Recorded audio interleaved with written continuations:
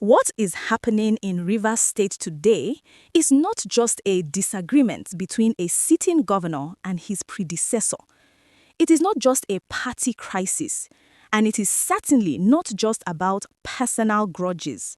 The Fubara-Wike crisis has become a textbook example of how Nigerian politics works when power, loyalty, fear, and survival collide, and why the President of the Federal Republic of Nigeria has now been dragged into what began as a state-level feud. At the center of this storm are three men. Siminalayi Fubara, the sitting governor struggling to assert authority. Nyesom Wike, the powerful former governor who refuses to fade into political retirement. And President Bola Ahmed Tinubu, carefully positioning himself as peacemaker while protecting his political interests. To understand this drama, we must ask hard questions. What really happened in Rivers State? Why did Tinubu step in?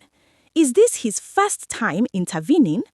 Was Tinubu responding to Fubara's claim that Wike was no longer lawfully in charge? Why has Nigerian politics become this dirty?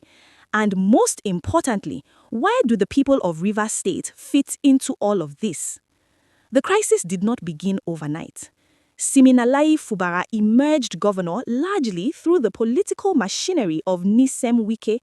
At the time, Wike was one of the most powerful governors in Nigeria and later became Minister of the Federal Capital Territory under Tinubu. Like many godfather-godson arrangements in Nigerian politics, the assumption was simple.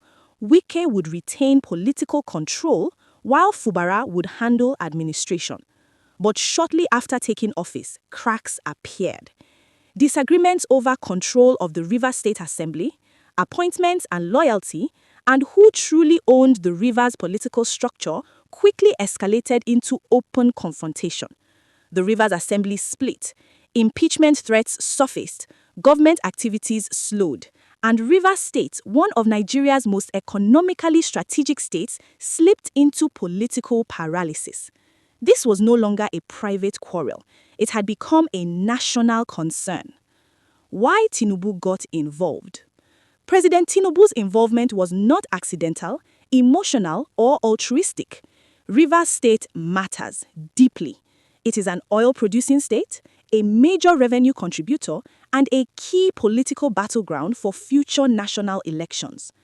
Instability in Rivers is instability in the Niger Delta, and instability in the Niger Delta is something no sitting president can afford. From a governance standpoint, Tinubu had to step in to prevent legislative breakdown, constitutional collapse, and potential security implications. But from a political standpoint, Tinubu also had personal and party calculations. Wike is one of Tinubu's strongest political allies. Fubara, though elected under PDP, controls a critical state apparatus. Tinubu stepping in was about containing damage, not choosing sides. This was not Tinubu's first attempt to calm the storm between Wike and Fubara. Earlier interventions were quieter, behind closed doors. Warnings were issued, appeals were made, compromises were encouraged. Those efforts did not solve the problem, they merely delayed the explosion. The latest intervention became public because the crisis had moved beyond whispers and negotiations. It was now threatening constitutional order. In essence, Tinubu's involvement escalated because earlier political diplomacy failed. When Governor Fubara publicly insisted that Wike was no longer lawfully in charge of Rivers State, it was not just rhetoric, it was a legal and political declaration. He was saying, I am the elected governor,